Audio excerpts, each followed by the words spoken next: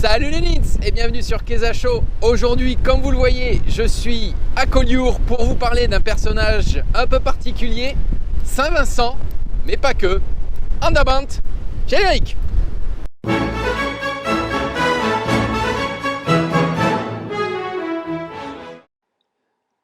Nous voici donc à Collioure après de grosses entrées maritimes. Alors, Collioure, tant de choses à dire, tant d'histoires à raconter.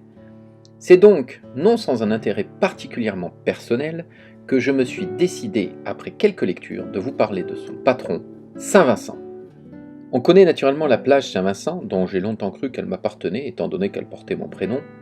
Gentil petit mensonge que seuls des parents peuvent faire. Alors, par où commencer ? Eh bien peut-être par vous parler de notre homme. Et pour cela, nous allons remonter jusqu'au IIIe siècle de notre ère. Dans une époque des plus anarchiques, alors que Rome occupe une grande partie de la Gaule. Toute la Gaule ? Eh bien oui. Mais il règne en Roussillon une paix relative et un équilibre rare pour l'époque grâce à une économie prospère, mais aussi grâce à sa position que certains nommeront excentrique et que les invasions barbares oublièrent. Un autre détail important, et qui joue dans la prospérité du Roussillon de l'époque, la culture de la vigne, déjà, et donc la production de vin, interdite sous le règne de Domitien, puis de nouveau autorisée, qui a nettement contribué à accroître la prospérité du pays. C'est dans la cité de Rouskino et l'agglomération de Coco-Libéris, qui deviendra Coquelioure et enfin Côtelioure, qui pourrait être interprété aussi bien comme la baie arrondie de Libéris, l'ancien nom d'Elne, ou plus simplement le port ou la baie libre, que vit un homme parmi les notables se nommant Vincent. Il fait partie de l'aristocratie locale issue du commerce devenu propriétaire foncier. Rome lui a même ouvert les portes du Sénat. Il est un citoyen loyal et respectueux et représente le gallo-romain assimilé par excellence. Mais voilà, la seule ombre au tableau, Vincent est chrétien, et il est le chef de la petite communauté de croyants de Collioure. Les persécutions contre les chrétiens reprenaient de plus belle en cette période, dans cette ambiance de paganisme et mystique impériale. Les empereurs romains de l'époque se proclament descendants divins et voire même fils directs de Jupiter et d'Apollon. Dans ce contexte, l'hérésie chrétienne ne peut être tolérée. Rome, pour combattre ces dérives, impose donc aux citoyens de faire des sacrifices aux dieux officiels, protecteurs de l'Empire, et de se soumettre à la cérémonie de l'adoration. Des certificats étaient ensuite délivrés et les contrôles étaient drastiques. En Roussillon, à cette époque, c'est Datien, gouverneur d'Espagne, qui exécute cette ordonnance. Du fait de son rang, lorsque Vincent est soupçonné d'hérésie, on le conduit directement devant Datien. S'ensuit un dialogue de sourds où le gouverneur commandera maintes fois à Vincent de se soumettre aux rites et de sacrifier aux idoles du panthéon romain, ce qu'il refusa catégoriquement. Il fut tout d'abord flagellé et lacéré au fer, et lorsqu'il refusa encore de se soumettre à la volonté du gouverneur, on le pendit par les pieds avant de le relâcher brutalement sur le sol à plusieurs reprises, avant de l'enfermer à peine conscient. Quand Vincent reprend ses esprits, il rend grâce à Dieu dans sa geôle.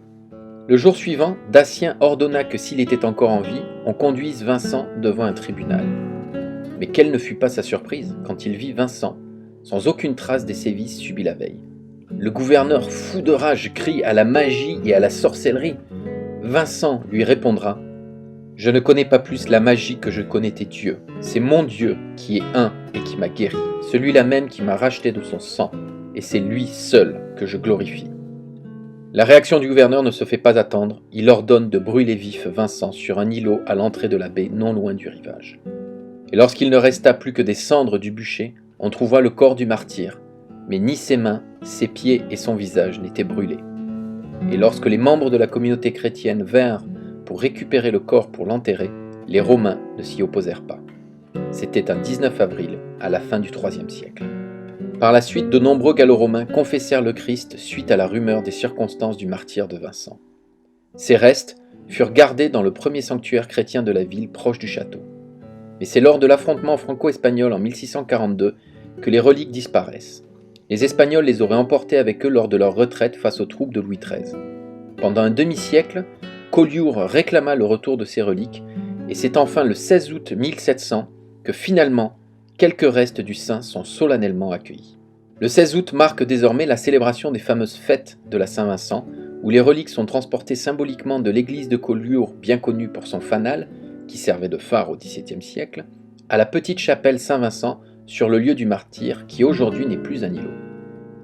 Les fêtes de la Saint-Vincent durent généralement du 15 au 18 août et donnent lieu depuis le XVIIIe siècle à des processions sur mer et sur terre. Les rues sont décorées, fleuries, illuminées, les fenêtres et les balcons sont parés de brocarts et de grandes festivités ont lieu. Et je garderai pour une prochaine fois l'histoire d'un autre Vincent bien célèbre lorsque l'on parle de procession en Catalogne.